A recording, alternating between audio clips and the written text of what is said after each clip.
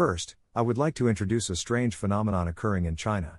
The reasons behind this phenomenon are entirely beyond the comprehension of common Japanese sense.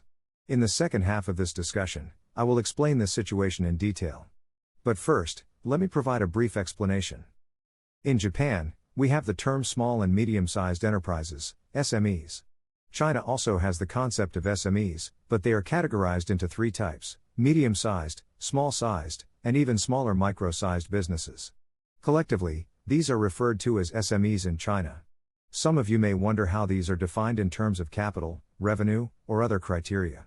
However, the standards differ depending on the type of work, whether it's related to industry, agriculture, wholesale, construction, etc. Because of this, there isn't a universal definition for medium or small enterprises in China, making it a long topic to delve into.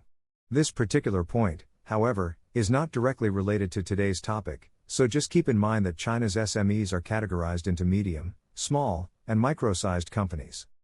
Now, according to the data from last year, 2023, 40% of the small and micro businesses established across China were created by companies that were originally large or medium-sized enterprises.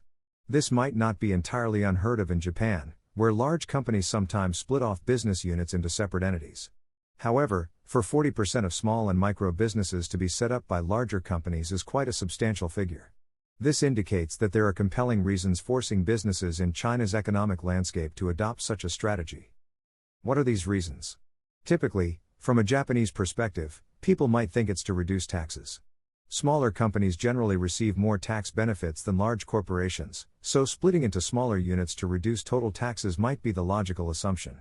However, if this were the case, it would not explain the recent surge in such cases. If it were merely about tax benefits, everyone would have already done it long ago. Therefore, the fact that 40% of new small businesses were set up by large corporations last year suggests there's another reason behind it. When asked why this is happening, most Japanese would likely not guess the real reason because it's something unimaginable in Japan. The answer lies in a situation unique to China: battles between local police departments, known as public security bureaus. To put it simply, turf wars are happening. Previously, I discussed how public security bureaus are overstepping their jurisdiction, targeting businesses outside their designated areas, freezing their assets, and collecting fines or seizing funds.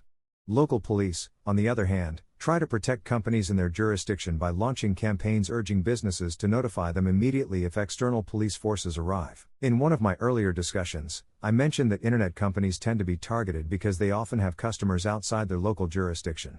For example, if a company in Sichuan province operates an e-commerce platform, products sold on the platform might end up being purchased by consumers in other regions. If issues like intellectual property violations or product defects arise, the police from outside the region can claim jurisdiction and take action against the Sichuan-based company. Since that earlier discussion, this practice of police targeting businesses outside their jurisdiction has expanded significantly. Beijing has publicly opposed this, stating that such actions disrupt business activities and further harm China's already struggling economy. The central government has called for protecting private enterprises and improving the economic environment, urging local authorities to stop these extrajudicial raids. However, local governments have largely ignored these instructions, primarily because they are desperate for funds.